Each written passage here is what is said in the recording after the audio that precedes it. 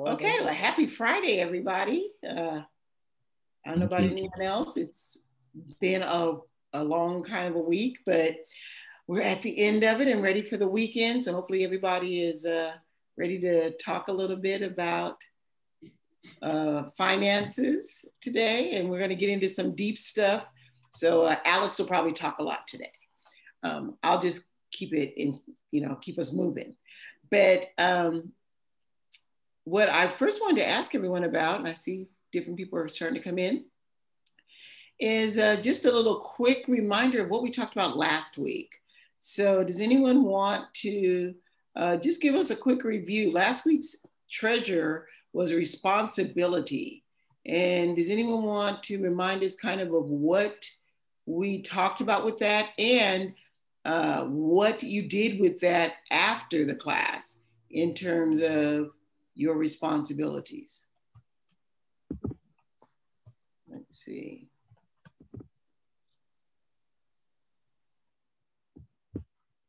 Daniel, you want to tell us a little bit about what we learned last week about responsibilities? No? Do you have a lot of responsibilities? Do you have a lot of chores and things you have to do? Okay. Great.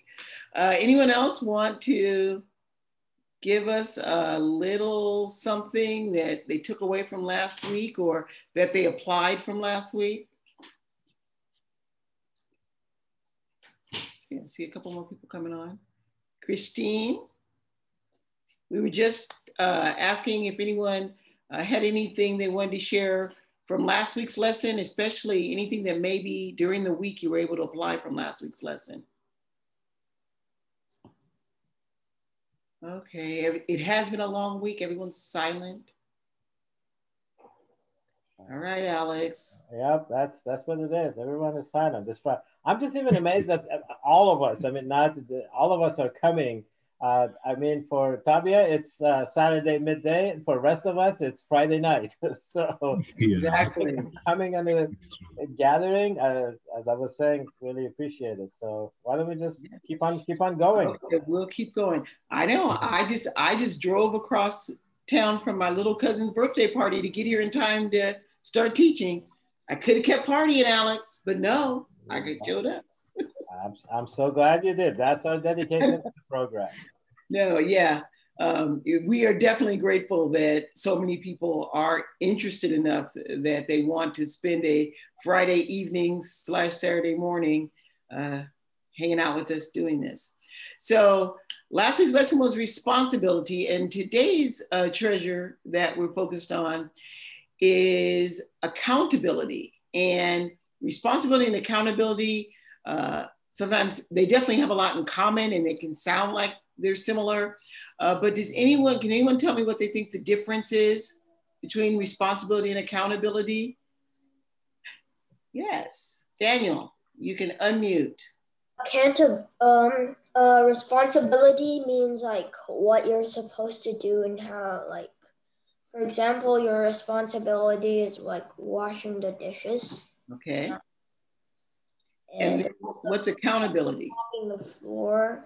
I'm not really sure, but I know what a responsibility is. You were absolutely right about a responsibility, and I think I can make it easy for you.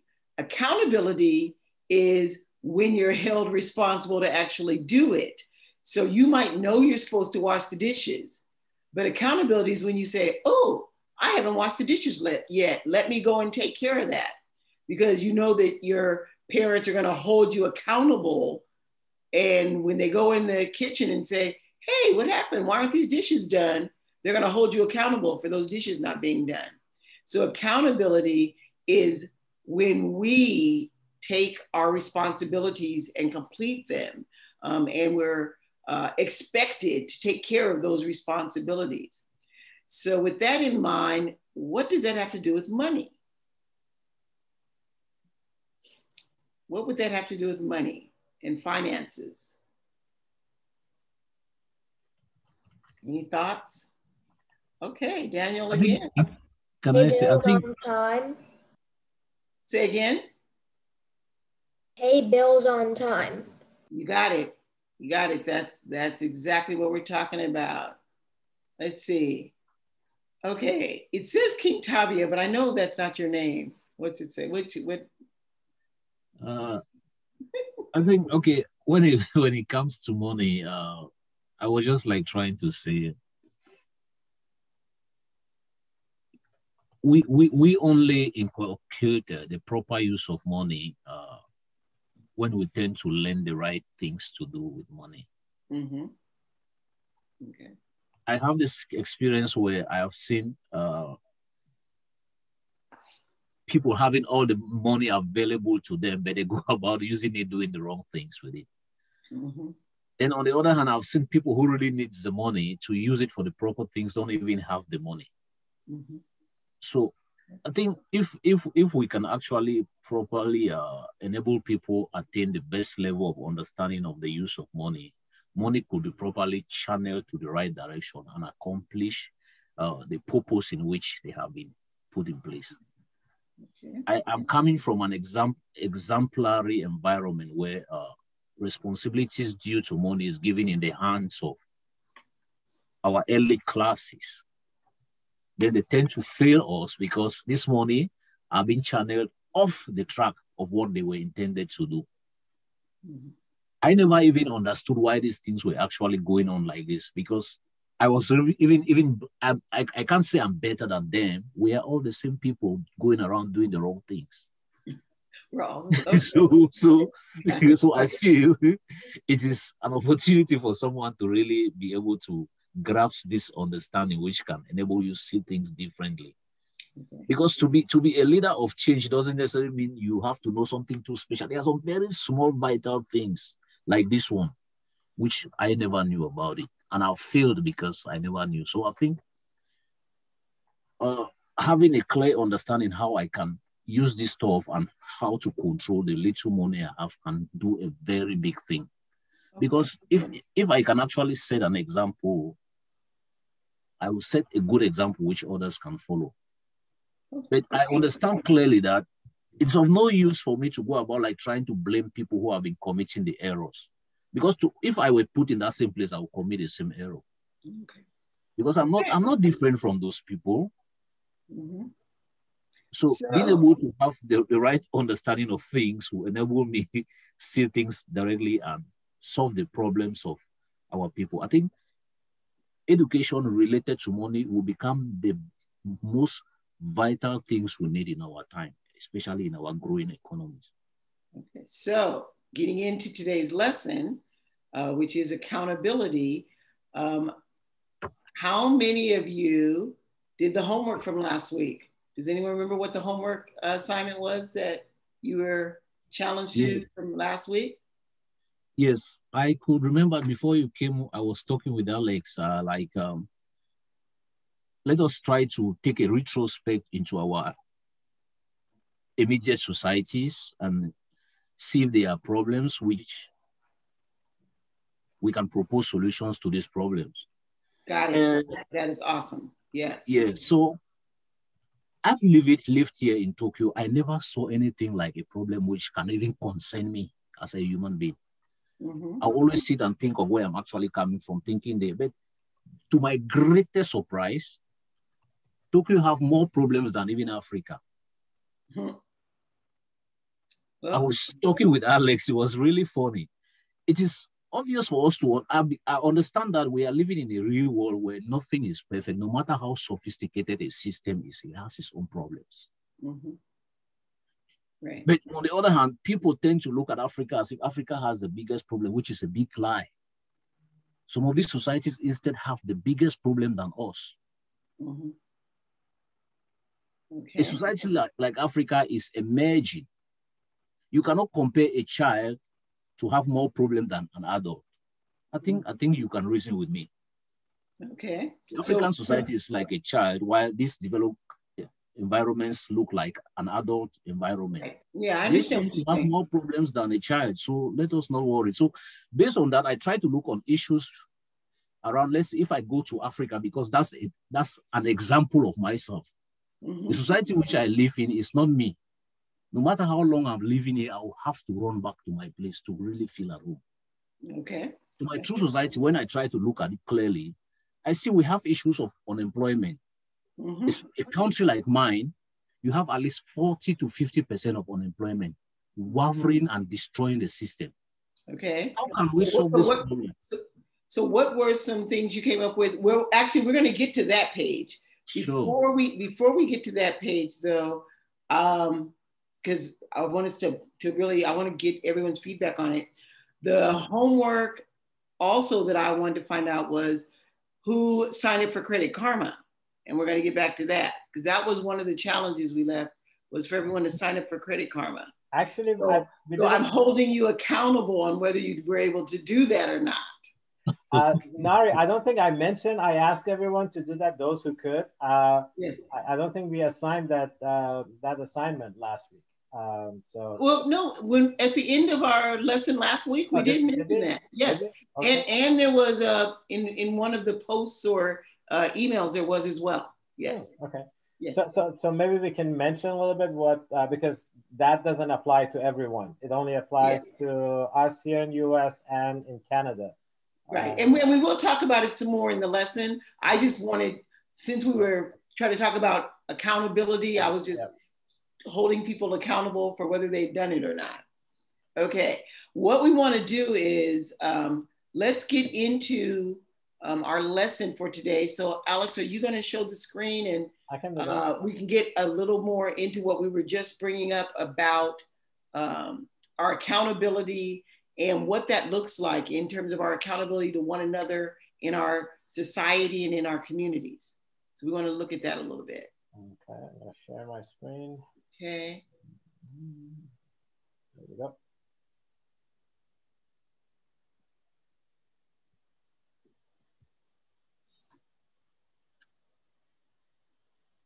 Okay. In the interest of time, I kind of put in some examples from prior classes, because we've taught this a few times and there's a few common themes.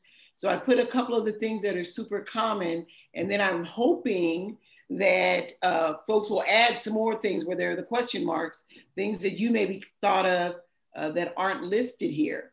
But when we, like we said, when we talk about accountability, we're talking about holding ourselves responsible and holding each other responsible for whether it's improving our community, whether it's the gas and electric company holding you accountable for paying your bill, whether it's when you're in class, a teacher holding you accountable for doing your homework.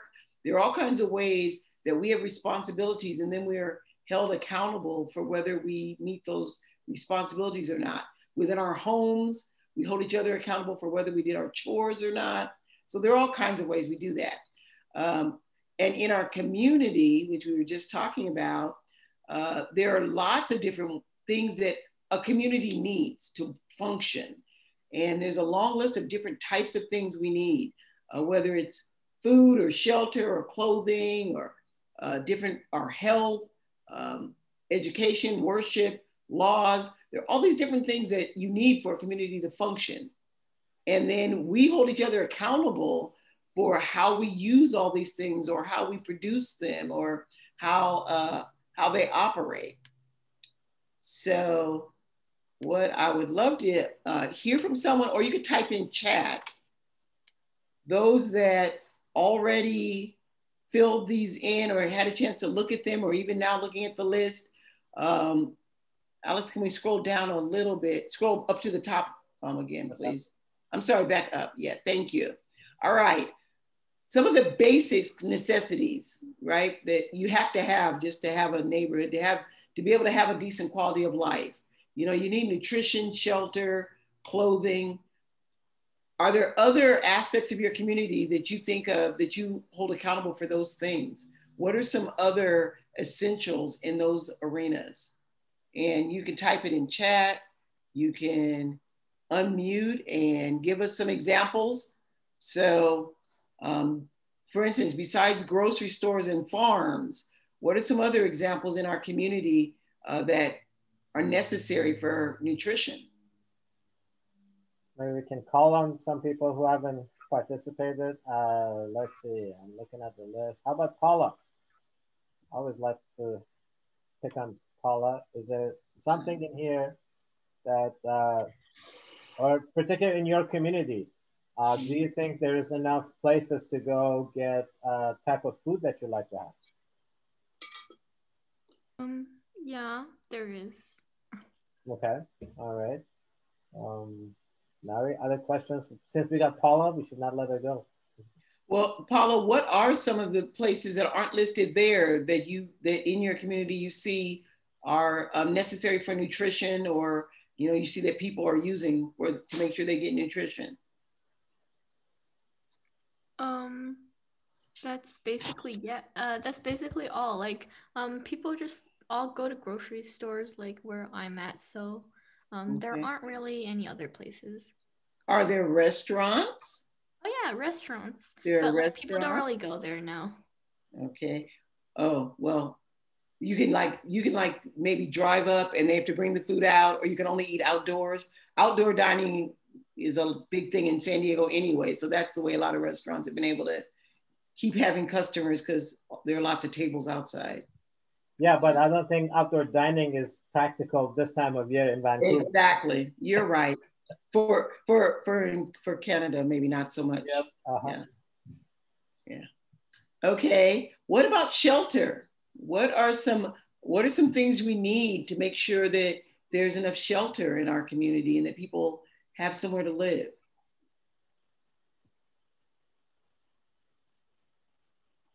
Paula, did you have some ideas on that one, since you were helping us out? Yeah, for like people live in homes, and like I guess some people live on the streets, but that's not really shelter. That's like just like yeah. And like they're like shelters for people who don't have like a home, I guess. Mm-hmm. But yeah, like there's like not really any places to live except for homes, and there are hotels. Yes. Yeah, when you're traveling, you need shelter even when you travel and visit someone, right? Mm-hmm. And for us to have homes and shelters and hotels, there's a whole other industry. If you don't have construction, someone's got to build the homes and shelters and hotels. And so if there's no one who knows how to build those, your community is going to have a hard time having shelter. Let's see. Clothing. There are quite a lot of different essentials that you need relative to clothing. Any other thoughts? What's missing from that list?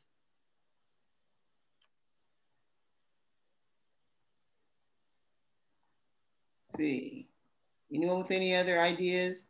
Maybe there's something you put in your list that's not on here, that we didn't put on this list?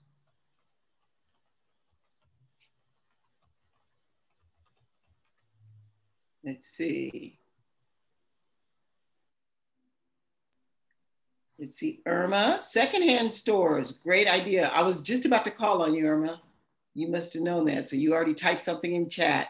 Yeah, things like secondhand stores. So there are lots of different ways you can get clothing. So then we've got 3 different kinds of health there. We've got physical health, mental health, and emotional health. So there are a lot of different ways we could be healthy. Does anyone have any ideas on that? Other things, when you think about your community, what are some other things that might assist in the different ways we want people to be healthy? What of spiritual health care? Yes, definitely spiritual. That helps with your emotions as well. And that's right under there. Houses of worship goes along with spiritual health. And then we've got another few of them that go together. Education, we need places to educate people. But the other ones that kind of go together are rules and laws, and safety and security, and houses of justice. You've got to have ways to kind of structure society, right? To make sure things can happen in an orderly manner, to make sure people follow whatever needs to happen so that we don't have as much conflict, hopefully. Other ideas about that? Any things that people maybe came up on their list that aren't on these lists? Let's see. Let's check one more time in the chat. Okay. All righty, another one, transportation. Does anyone have examples of transportation needs in their community or the way those needs are being met?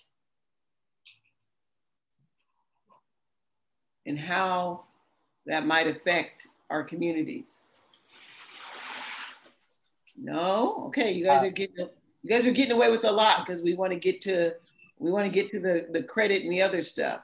I actually have one for transportation. For being one of the materially advanced countries in the world, we do not have even a kilometer or mile of high-speed train here in the U.S., which is very sad. That's something that we definitely need in the U.S., but like when we're going to actually get there, it's remains to be seen. Yeah, I think the problem with the U.S. in doing that is it's such a huge country. That's the kind of thing that it's really easy to do somewhere like Japan, but the amount of money it would cost to cover all the miles, and then Americans like their cars, yep. So exactly. Yeah, so it's hard to get anyone to put that kind of money in place if no one's going to use it, but obviously, depending on where you are in America, like in New York, everyone does use the subway because it's very small and compact. San Diego, not so much. We're a lot more spread out. But entertainment, last one. Thoughts about entertainment and what entertainment means for our community, how that affects our community. Well, and as you see, we're in the second, in this second section where it talks about needed essentials. Oh, Irma had another one, sports venues. Yes, sports venues are a big deal. The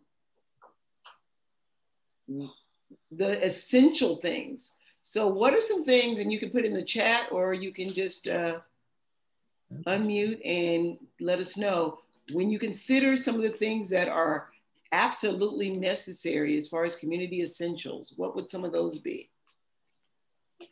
So this would be part of the assignment that we extended from last week for everyone to take a look at another look at your community and see what is missing there, what can be enhanced. And I know Tabia had a revelation. He found even stuff in Tokyo, unemployment everywhere. Did anybody else? I know Jackie said she was going to take a look around and see if she can find something. Jackie, were you able to find anything? Yeah, Paula said socializing. Yeah, right now that's something we're realizing is much more essential, and we probably took it for granted a year ago. The ability to socialize has become much more critical. Yeah. Yep. See other one? So there's definitely lots of stuff. I hope everyone got a chance to look at the video for last week, the water pump. And that is something that most of us take for granted because whenever we get thirsty or we need to take a shower or wash our hands, we just go to the sink and open the water and there we get clean drinking water. But then in many parts of the world, that is a luxury.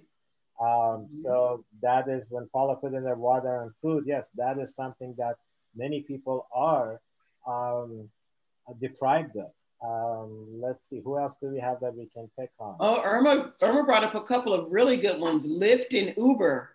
Those have become essentials in American society, that's for sure. Let's see, sports venues. That's another great one. Okay. So you can kind of see from this conversation, if we kind of change our perspective of how we look at our communities, then it's easier to see where we can take some responsibility or hold ourselves more accountable for what we're doing to improve our community and help hold others more accountable for ways that we can improve our community as well. And it doesn't have to be change the whole world. It can be change your block, change your apartment complex. It doesn't have to be huge, but you can make a difference right where you see something that can be done. And like Alex said, a lot of times when we're in elementary schools, they'll come up with really great ideas of things that they can do, even as students. Okay. All right. We probably want to move to, so can we talk now? We want to transition now to Credit Karma, Alex. So I'd like to open this conversation up with the question to you all of, what has your experience with credit been like? Does anyone want to share their experiences with credit? Maybe the question would be, what is your experience with borrowing? Because that would lead us into, it's like, what is borrowing? Have you ever borrowed anything? Sure. Okay, if anybody wants to open their mic and let us know, doesn't matter what you borrowed, or something that you borrowed and you have to return it back. And then that would lead us into credit. Steve, I think for me, I borrowed, I think something like $2,000 from a credit union back in back where I'm my country. And after, let's say the due payment that you have to pay for this loan, when I realized finally I paid double that money at the end of the day, which I was very amazed. Yeah. Got to read the fine print before you sign. So maybe we can ask our young ones. Daniel, have you ever borrowed anything from anyone?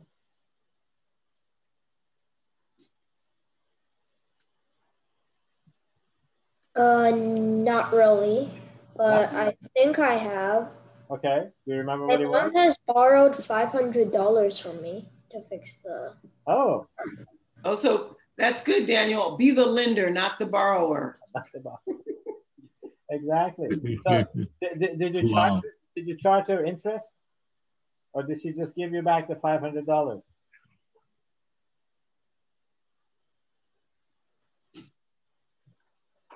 All right, I think we can continue now.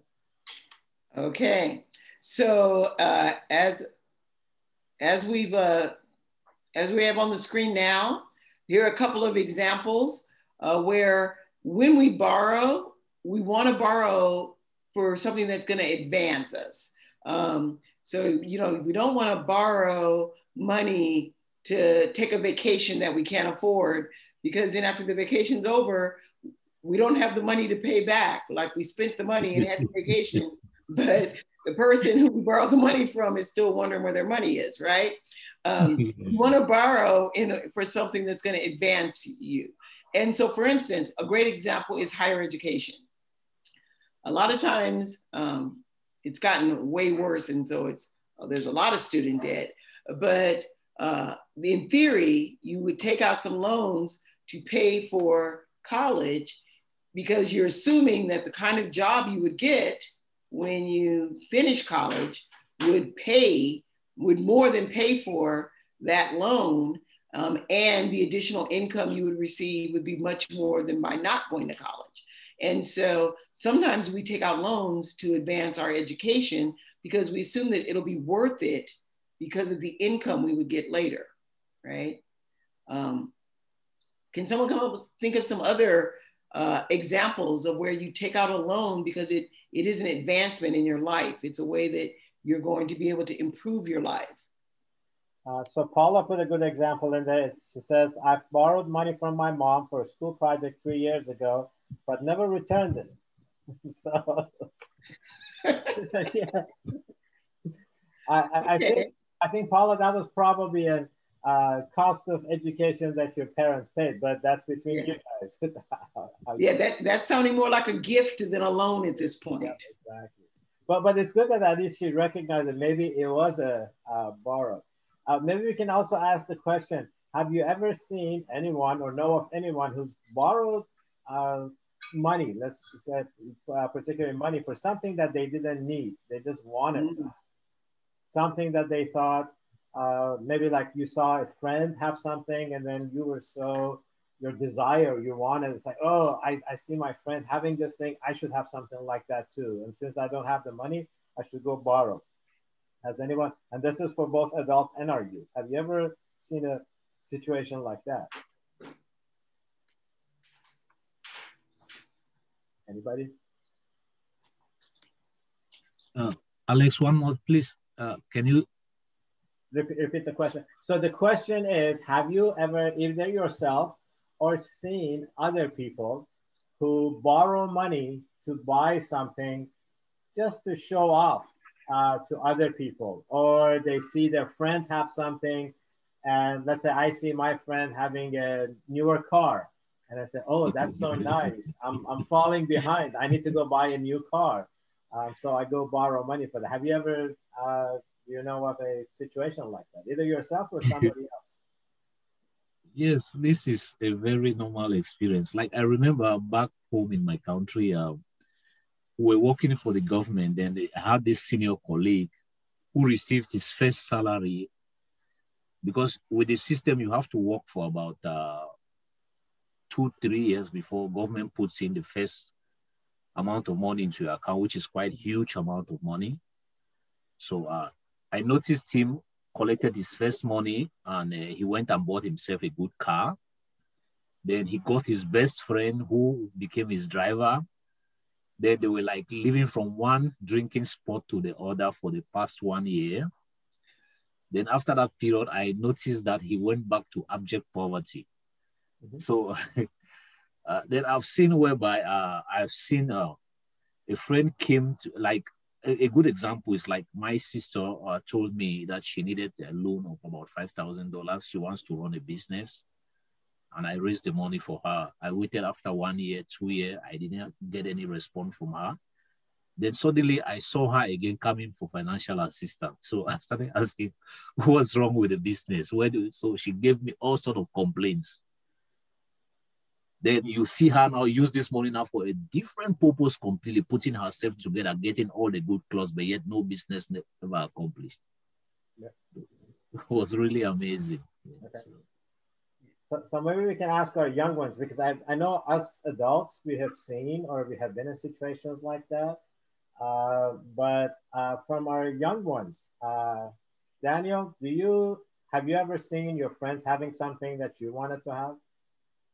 No? Okay. Paula, what about you? Yeah, like a lot of things, like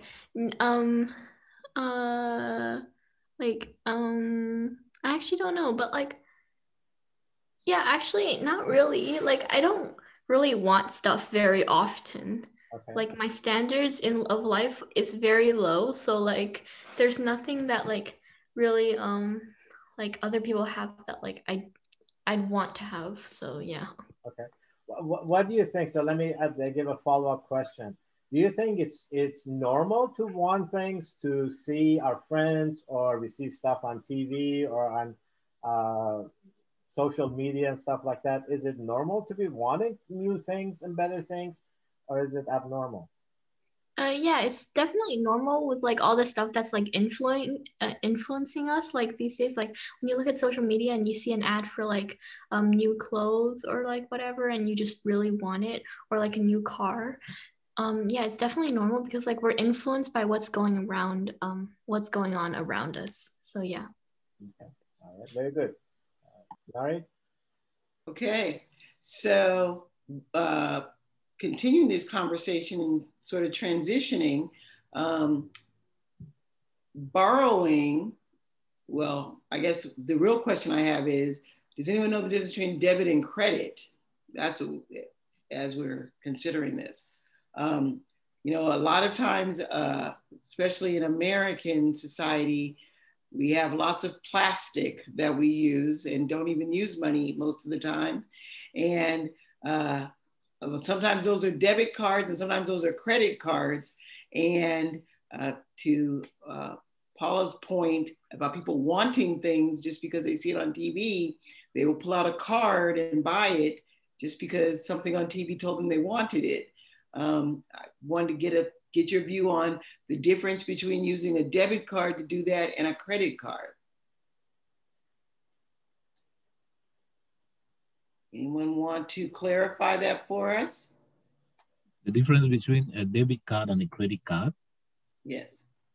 I think with the debit card, you are supposed to boost some amount of money which is coming from your own pocket to be in that account.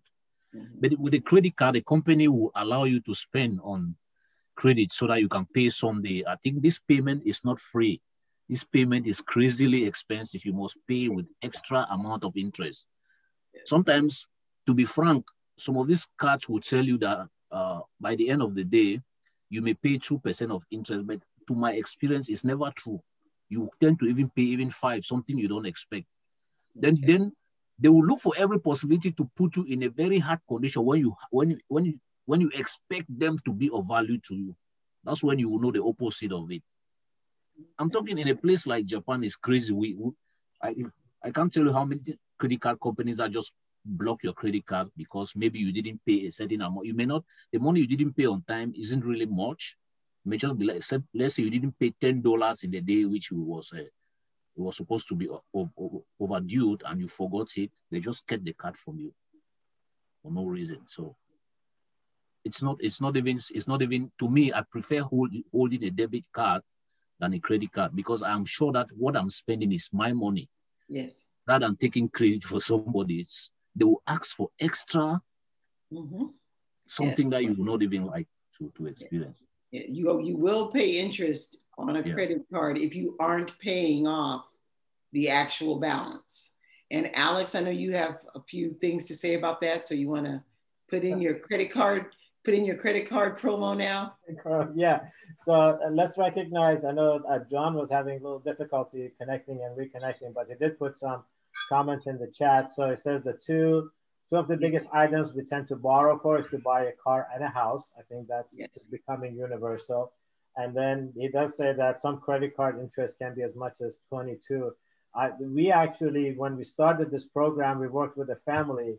And I clearly remember we asked them, how much interest do you pay? First, they said they didn't know, which was very bad. They even didn't know how much interest they were paying.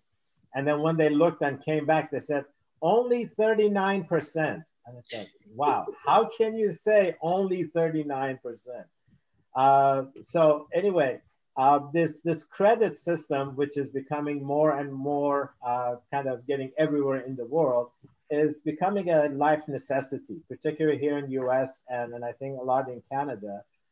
Credit system is something that we cannot live without because many things that we want to do, let me share my screen so you can see it, we have to have credit for it. It's just like when we go to school that we have to be able to show that we are a responsible and accountable student. So let me ask our youth this. So Daniel and Paula, how do you guys show, if I wanted to know you guys are accountable and responsible students, how could I see that? Is there something I can look at that will tell me whether you're a good student, you do your homeworks on time, you've shown up to school on time, or no, you've been kind of skipping? Daniel? I hand in my homework on time, my home folder, and I also get to school on time. And usually I walk by myself. Very good. So you're telling me that, but as much as I trust you, I want proof. Paula, since you're in a higher grade, is there something that I can ask you to show me that tells me how many classes you've had and what grades you've gotten over the years? No, like, there's like my report card and like my attendance schedule, and that's it basically. Exactly. And is there a number for every time you complete courses? There's something that's a number that will tell me also how good of a student you are. Like a number, like, like a GPA or something, You like. got it. Yep, the GPA. Exactly. Our school doesn't really do GPA. Interesting. Okay. All right. But thank you. So most of the school systems still do follow that. So there's a report card, or once you get in college, it's called a transcript that will tell us, if I wanted to look and see how many courses you've taken and what grades you've gotten, that's where I would look into. So in our financial world, it's exact same thing. In the borrowing system, it's exact same thing. there are companies that keep track of how well we do with our finances. And it particularly keeps track of how much we borrow and how we pay it back. It does not usually look at how much money we earn. So what type of job we have, they're not much interested in that. But anytime we borrow money for something, to buy a car, to buy a house, to start a business, sometimes we need to borrow money to start a business. They want to look and see whether you have been an accountable and responsible person. So that's why we've been doing these two lesson plans, responsibility and accountability together, because it's basis of our credit system. So I'm going to share my screen so you can see. So basically the same way you get a report card from school, you get a credit report, and it's a report card on how you've handled credit and how you've handled paying your bills. So here, this is again, what I'm sharing is, I know that this is how US and Canada is. I don't know about Tokyo, and I don't know about South Africa or Zambia, but some of them might be common in there. So here, people who are interested in our credit is anytime we want to buy a home or even rent a home. So if you want to rent a house, the landlord wants to know that we are a responsible person. We don't come in and live there and not pay our rent. So that's what that is. Often when we go out to department stores like Macy's or Nordstrom or something like that, they want to offer us credit cards of their own. So that's what they look at. Sometimes even we want to get a job. Employers here in US can request to see potential hirees' credit reports. It has nothing to do that how that will affect their company, but they can see whether we've been a responsible person or not. So it's just like school. If you have a good GPA or you have taken good courses, that tells us that you've been a responsible student. And also insurance companies. Sometimes insurance companies can look at, because if you are a responsible and accountable person, that means that it's much less likely that we get into an accident and file a claim in there. So I don't spend too much time on this one, but the way our system works, there is a credit history, and then there is a credit rating that we will get into. And credit is something that for our young ones, for Daniel, Audrey, and Paula, you do not have a credit history yet because you have not borrowed.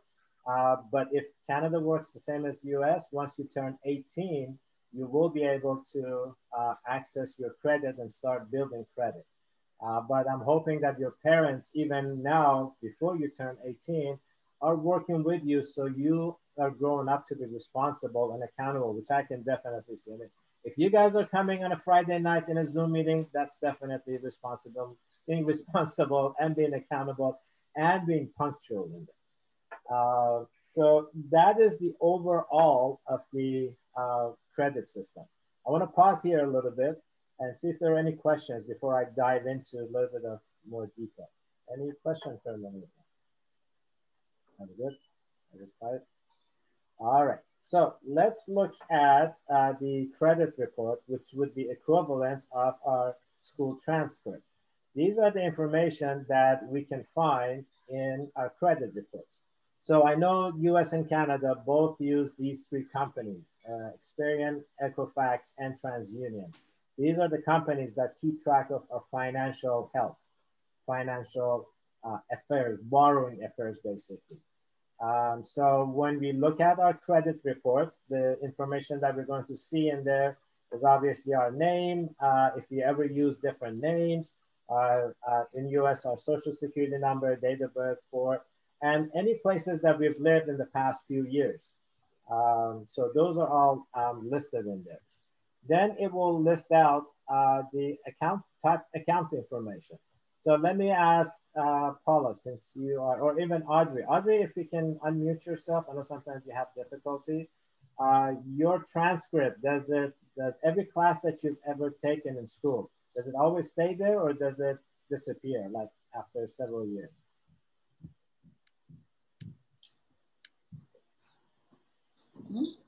Do we have Audrey? No? Okay. Paula, do you know? So let's say you've taken a course in school. Is it going to stay on your transcript for the rest of your life, or will it disappear at some point in time? Yeah, I think it's gonna stay there. Because Exactly. like, yeah, our careers teacher told us that. So yeah. Yep, exactly. So that's same thing in here. In our credit history, anytime that we borrow money, it will stay in there forever as long as these companies are keeping track of it, because it does help us. That's what's helps our credit history in there. So all that information is there. Let's not get into too many credit inquiries. I want to get into the credit score.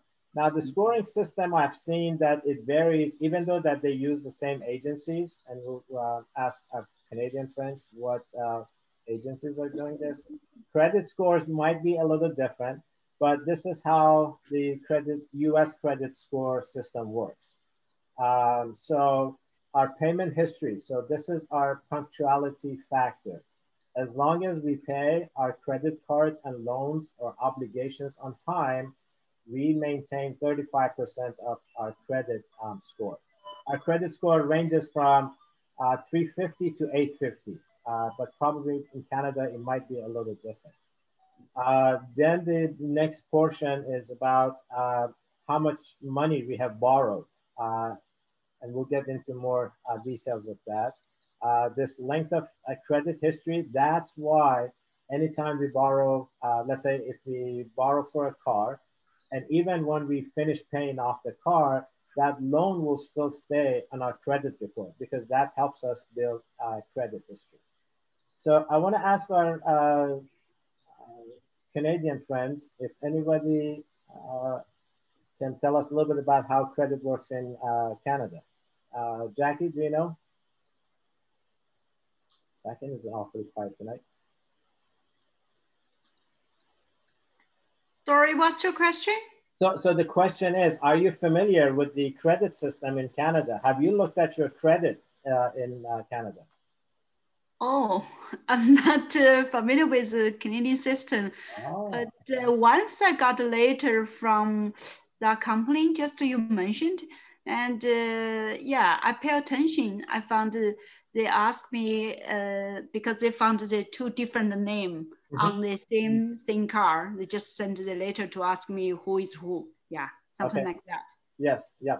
So I know that you can look at your credit in Canada. Credit Karma is one of the things. If you have time, we'll look at it today. If not, we'll do it at a later date. So that is something that everyone, even if you have not done anything, you should always look at your credit history, because unlike school, that nobody is going to go take a class under our name. In our credit world, there are many people, and this is how fraud happens. If people can find our information, they can apply for credit, let's say credit card under my name, under my social security number, and then not pay it off. And then I will be ultimately responsible for it. So it's very important for everyone to look at their credit start looking at their credit as soon as they turn 18. Tabia, what's the situation in Tokyo? Credit cards are widely used, right? Sure. I think when you have credit with a company, they will give you an application which you can track your information on it. And what I know with my wife, our experience is she is always so good at going to pay her credits, which makes me to like, we never have us problem with credits because we will not allow credit to stay with us for a week. We are so scared of the trouble that can show up. So we always cover it. But we have, when you apply with the company, they give you an application. As soon as time goes, you can track your information. You can see, because if you have a credit, you can know when to go and recover it. If you don't recover it, it points a negative impact on your credit. So because you know this limited date for this to be recovered, you really cover it in time before it becomes negative on your part. So we just do, it's like more of a computerized system which you can track and say that, no, here, if I don't pay this money by this day, it will not be, I will not have more power to receive credit the coming month. So you can track it from it and try to recover it so that you don't face those problems. Yeah. All right. So I see John says, I guess in South Africa, they use the same or less, the same system in South Africa, categories changes slightly. So yeah, I know at least one other country that they try to control people who cannot overspend. I know Singapore is like that. If someone overspends on their credit cards and different things too much and they're not paying back, the government actually freezes their account. So that I know that happens. So I'm going to share my screen again so you can see I just logged into Credit Karma. And again, I know that this works for US and Canada. So Jackie and Christine, I really encourage you guys, if you guys have not done this, anybody who over the age of 18 can create an account on creditkarma.com. I know in US, it's a free service and it's safe and it's secure, because when we work with our credit system, we really have to be careful. There's a lot of fraud, making sure that people don't steal our identity. So we have to be really careful. I know since for the past several years, some of the banks and credit companies have also started providing our credit score. So what you're looking at right now is the credit score that two of these companies that I mentioned previously, TransUnion and Equifax, provide here in the US. So when you log into Credit Karma from Canada, it might look a little different. I know we did that once with one of the friends, and also in UK, we did that with one of the friends. So I'm gonna go into one of them. There's a lot of information in here. And again, it would vary between country to country. But once I go in here, I can see, I have to get into the place where it shows, all right. So if you remember the pie chart that I shared, showed different categories of how my credit score is calculated. And these are the the categories that help me either improve or hopefully not bring down my credit score. So payment history, that is the highest one. Again, that is about, we always have to make our payments, whether it's a credit card, whether it's a car loan or a house loan, we always have to make it on time, not 2 days late, not 3 days late, because anytime we're late a little bit, it affects us. So I've been really good at keeping that at 100%. Then if you remember that in that pie chart, there was the second item. I'm just going to jump back and forth a little bit. No, not this file, this one. So payment history counts for 35% of our credit. Then the amounts owed. So that is what this 20% is. I am using 24% of credit cards that I have available at me. Which adds it all together. We get a little bit more into it, so I'm just doing an overview in here. Then the other one that this one shows, if I ever decide not to pay something that I borrowed, either intentionally or unintentionally. This could be like here in the US, often people go to hospital and they have a big medical bill that insurance is not paying. So if they don't pay, it could end up in here saying that, oh, you owe this much and you have not paid it. Then if I jump back in here, see length of credit history. So that's what this item is, credit age. So since I've been to US, I've been here for almost 40 years, but later on we'll see in the next session, later session, we'll see why does it say only 9 years and 11 months, only 10 years.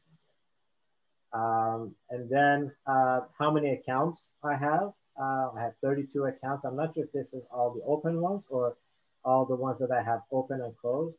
And then this credit inquiry shows that I've actually requested a new credit. That's what it shows in here.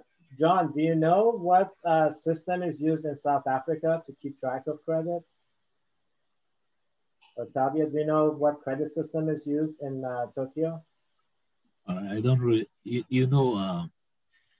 I have a big problem with this environment because it's quite a different kind of language which I'm just experiencing. And there's still lots of things I haven't come to know in this system. So All right. when Okay. it comes to the accounting. All right. No problem. Okay.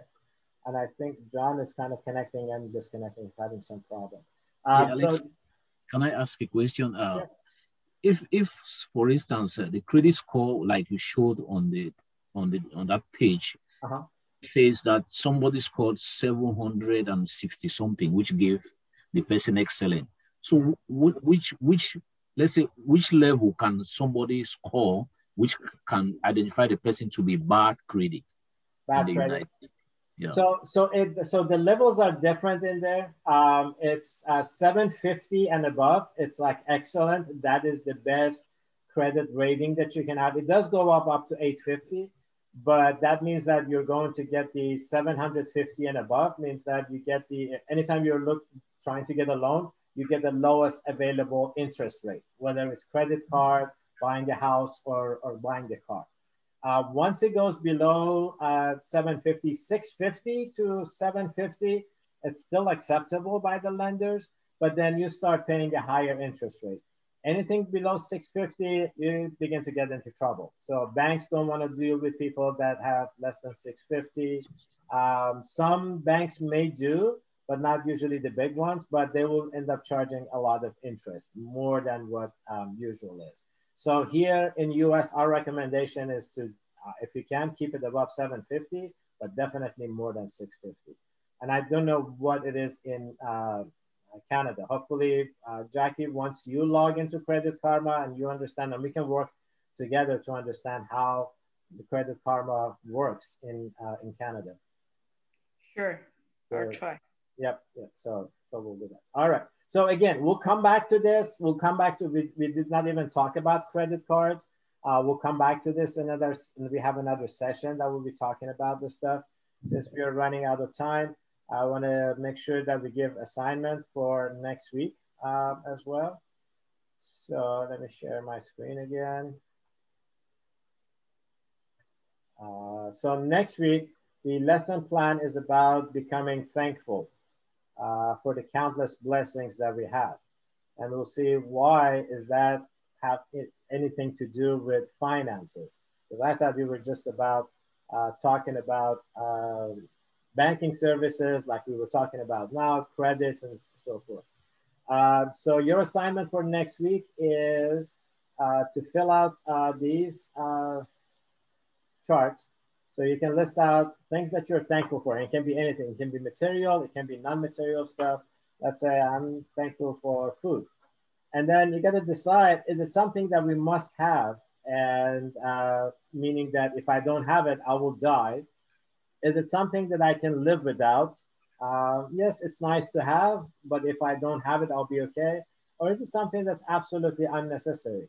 So must have food, I think, falls into this category. So it's like, food is something that I have to have. Let's see. Internet. That's kind of questionable. Do we have to have it? Can we live without it? Most of us cannot live without it. We will not die, but it has become such a necessity in our lives. And then something that then just kind of fill out and decide how you want to categorize. This helps us identify what we need and what we want to make sure that as a continuation of our borrowing system, we don't borrow for things that we want to have, whatever that is. Right, I'm going to stop here. Nari, anything before we close? No, I think that was pretty much it.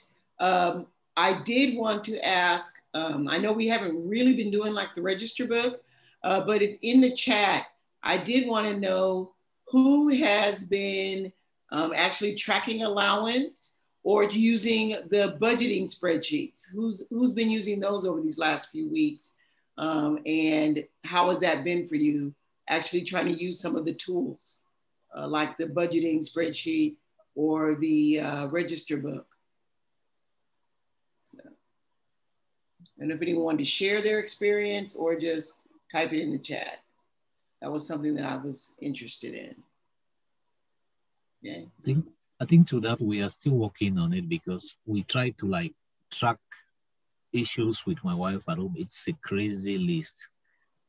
It's crazily. So we are still working on it because everything is just blowing our minds on the things that actually happen on a daily basis. Sometimes I'm really ashamed to say I was really angry when some of my expenditures she was tracking. Please, can you bring receipt of this? I just got angry a few days and started making some unnecessary problems. But I think it's crazy. It really entails a lot of responsibility to track everything that you actually spend.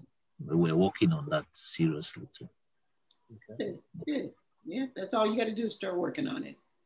And if you ever need help with it, we're more than happy to help. There are several families that even after they completed our series, we still continue to work with them because it's not a habit that's easily developed. It takes some time. It takes some encouragement. More than time, it takes some encouragement. So, all right, are we good? So, go ahead, Nari. Got something? Nari, did you have something? No, I was just are there any final questions or comments from anyone? Can I, Steve, I have a question based on what you were making. You just said something about being grateful. Mm-hmm. Should somebody really be grateful only because he has something? I think that's next week's discussion.